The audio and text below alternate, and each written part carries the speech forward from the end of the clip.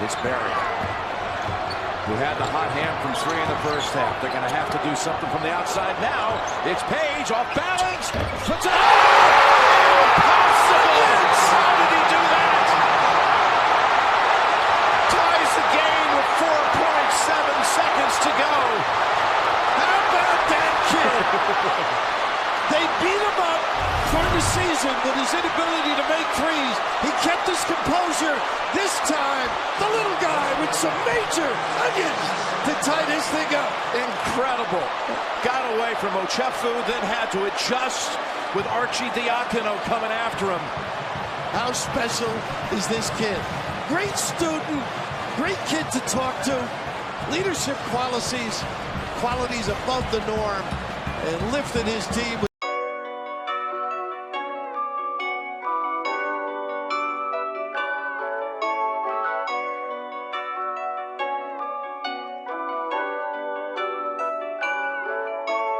New Chanel, mama and Gucci, got out the hoop, yeah. Been through hell, carry the life is a movie, yeah. We prevail, now we do the groupies, don't do the groupies, yeah. Got money for bail, don't act like you know me, knock off your koofy, yeah. Flooded the rollie with Ethan, Hurricane Katrina the Beamer, blowing the money like Freeman.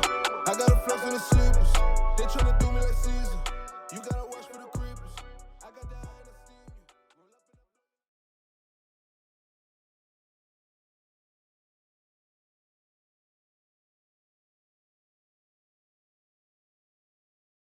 3 my last game at Kansas. And then, of course, in Villanova, Marcus Page makes the most unbelievable shot I've ever seen to tie it. And Chris Jenkins makes a 3 at the buzzer to beat us.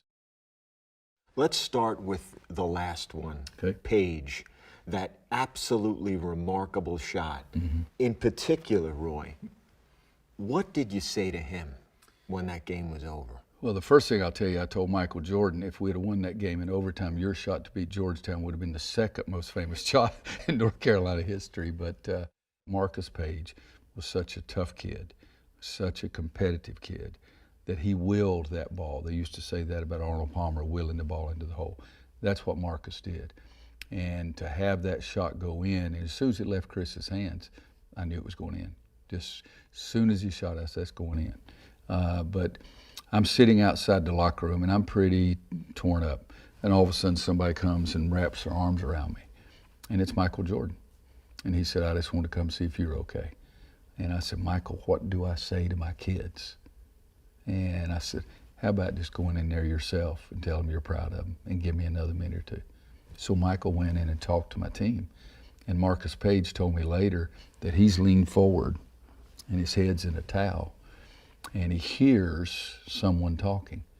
And all of a sudden it dawns on him, wait a minute, that's not Coach. And he pulled the towel down and looked up, and it was Michael Jordan talking to him. And so Michael just said, you know, I'm proud of you, and you got to live with this kind of stuff. It'll make you hungry, those kind of things. And then Michael left, and so I did. I got to get up and say something. And I did the same thing. I just told him how proud I was. And to Marcus and Bryce and Joel, the 3 seniors, that you're not going to get another chance because you're a senior. But I challenged the other guys to use that as fuel to motivate them to work hard in the summer, that if we had a chance to get back, that they had to remember Marcus and remember Joel and remember Bryce. And, you know, it's storybook ending. We did get back the next year and we won the thing.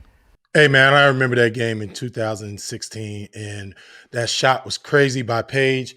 But then Villanova came back down and they did this. Going to go length of the court with Archie Diacono. 3 seconds at midcourt. Jenkins gives it to Jenkins for the championship. Yes! The national champions with Jenkins hitting the winner. That had to be tough for any team to deal with that. But today's lesson, I want to talk about, like, not dealing with losses, but making it a lesson. I mean, we got too many coaches, players, parents that are pissing and moaning about everything but the stuff to get their kids better. Like, I watch so many kids that their attitude and everything changes about them when they lose. everything's all bad, or when they start losing or they feel like they're going to lose, everything turns just to negative. And it's crazy now because you got parents in the stands that are acting up because of losing. I mean, we have to find a way to make losing into lessons for kids. Just like what Roy Williams said, we gotta start pushing kids and making this fuel them. I mean, how do you deal with failure? And if you want to play on the next level, if you're female and you're playing basketball right now and you want to play on the next level, and every time something doesn't go your way, you got an attitude, you're down about it, you're mad about everything for the rest of the game. We can't count on you to do anything. How you think coaches are going to look at you and want to put you on a Division I school? Or give you a Division I scholarship, or put you on a Division I team or a Division II team? You don't know who's watching. We got to change the way that we are doing things as a society.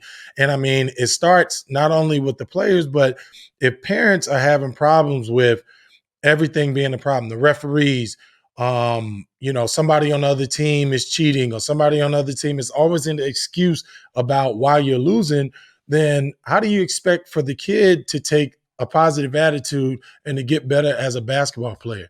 We got to change some of the stuff that what we're doing. And like I said, listening to what Roy Williams said about just the guys using that to fuel them going forward, fighting for those seniors that lost that game. That was one of the best games in NCAA history. And I mean, do you understand what it took for that, for one big shot to be hit, and then for the guy to come down and finish the game for Villanova like that? You understand what type of space you had to be in mentally to be able to come back down and make a game-winning shot to win a national championship? He'll remember that for the rest of his life. And for everybody that's watching, everybody wants to be in that position. You can give yourself an opportunity to be in that position, or you can continue to go in the manner that you're going in which we see a lot of this with the younger kids.